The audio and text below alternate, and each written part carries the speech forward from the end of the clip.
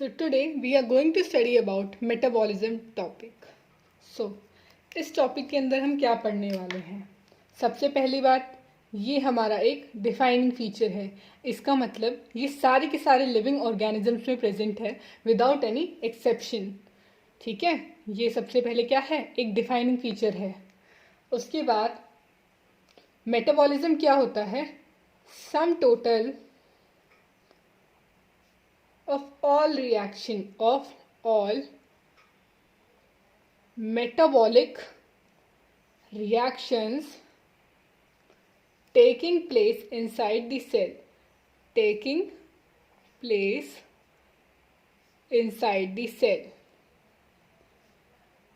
is said to be metabolism.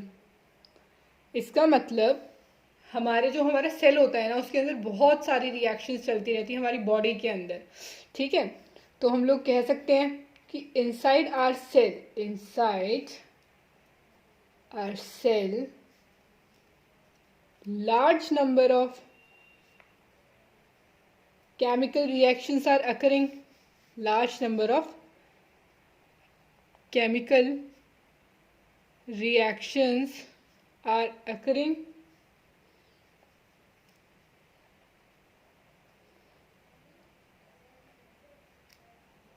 और सारी chemical reactions में क्या होता है, जैसे मान लो कोई भी एक मॉलिक्यूल है, वो दूसरे मॉलिक्यूल के अंदर कन्वर्ट हो जाएगा. जैसे ए था तो फिर वो ए किस में कन्वर्ट हो गया, बी में. बी किस में हो गया, सी में. सी किस में हो गया, डी में. इसका मतलब है all chemical reaction convert one molecule into another. All chemical reactions convert one molecule into another.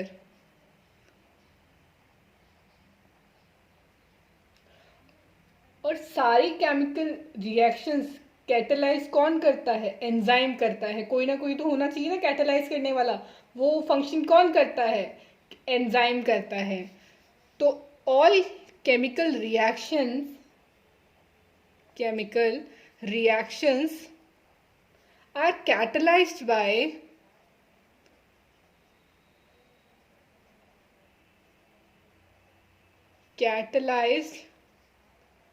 by enzyme. और हमें पता है जो एंजाइम होता है वो कब एक्ट करता है, किस टाइप के सोल्यूशन में एक्ट करता है? एक्विस सोल्यूशन के अंदर एक्ट करता है. जो ये एंजाइम होता है ना, ये एक्ट करता है एक्विस सोल्यूशन में. एक्विस सोल्यूशन में. और ऐसा कोई भी नॉन लिविंग ऑर्गेनिज्म नहीं है जो मेटाबॉलिज्म शो करेगा. ठीक है, अब मेटाबॉलिज्म के अंदर भी दो चीजें आती हैं. अब मेटाबॉलिज्म के अंदर एक और चीज आती है. इसके अंदर दो टाइप की रिएक्शंस होती हैं. मेटाबॉलिज्म के अंदर दो टाइप की रिएक्शंस होती हैं.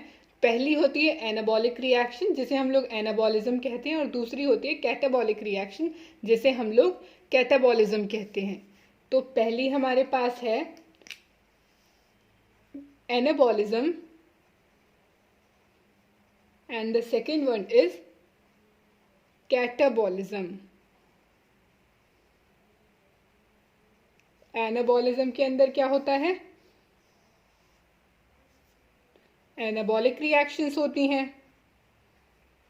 एनाबॉलिक रिएक्शंस होती हैं. और कैटाबॉलिज्म के अंदर क्या होता है? कैटाबॉलिक रिएक्शंस होती हैं. Catabolic reactions. इसके अंदर क्या होता है? एनाबॉलिज्म के अंदर कोई भी चीज होती है वो सिंथेसाइज होती है. जैसे कि एग्जाम्पल में हम लोग लिख सकते हैं फोटोसिंथेसिस.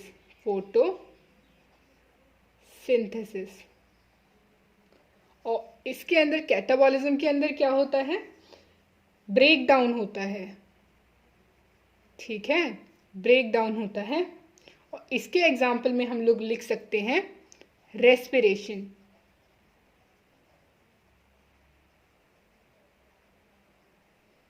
अब आपने फोटोसिंथेसिस का प्रोसेस और रेस्पिरेशन का प्रोसेस क्लास 10th में already I think life processes नाम के चैप्टर में पढ़ा हुआ है।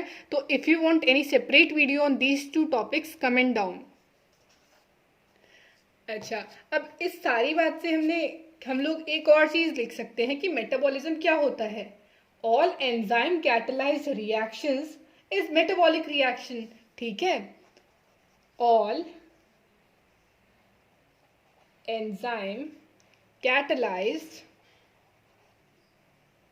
reactions are metabolic reaction।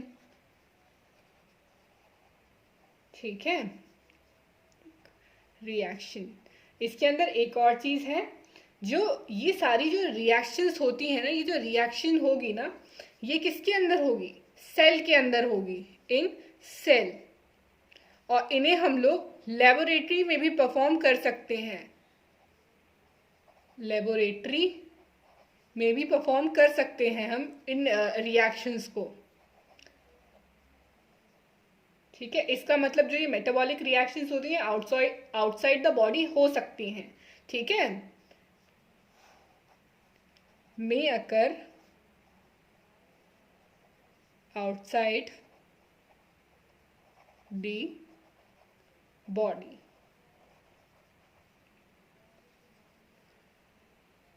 इसी के साथ हमने ये मेटाबॉलिज्म टॉपिक कंप्लीट कर दिया है। If you have any doubt regarding this topic, just comment down below. Till then, bye bye, take care.